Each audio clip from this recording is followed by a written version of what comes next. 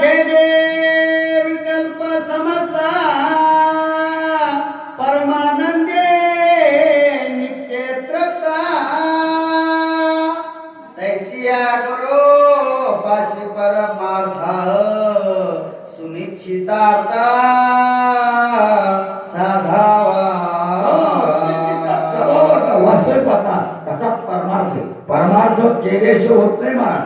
आणि संसार सहज होत असतो.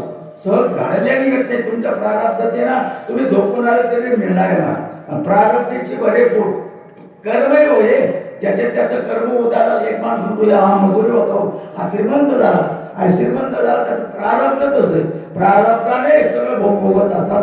प्रारब्ध संपलं आहे त्याचं म्हणून त्याच्या शरीराला भोग भोगावं लागेल असा विचार आपल्याला वेदानुवादे प्रमाणा ऐकून सद्गुरु वचना देह विद्या देहपण नित्य चैतन्य अनुलक्षी अनुलक्ष करा बरं. काय ते चेतन हे सगळं मिथ्ये दिसणारं दिसे ते नासे नाशे ते पुनरपी दिसे हे घटका यंत्र जैसे परिभ्रमे का मला दिसणारं चांगलं नाही आणि म्हणून तेच आपल्याला भासमान होते नाही ना. ते मृगजळ आहे का नाही नाही पण भासमान होतं का नाही हाताला. त्याचप्रमाणे संसार नाही महाराज हे भोगणं नाही. माणसाला मिळालेल्या शरीरातून आयुष्य तोपर्यंत भगवंताचं नामस्मरण करून तो माझा आहे आणि मी त्याचं हे नातं जर तुम्हाला या शरीरात कळलं तर बरोबर का असं तारेला भगवान सांगतात.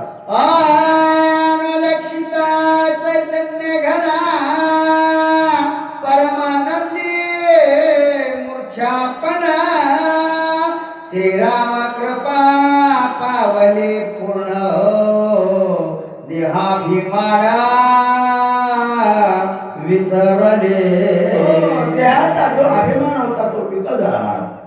रामाच्या शब्दानं त्या तारेचा असताना जो अज्ञान होतं ते निरसन झालं आणि सज्ञानपणा त्याच्या ठिकाणी निर्माण झाला. हे सगळं मिथ्ये हे सगळं मिथ्ये.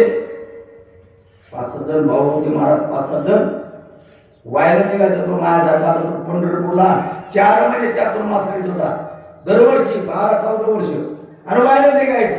सगळं वाटून टाकलं महाराज.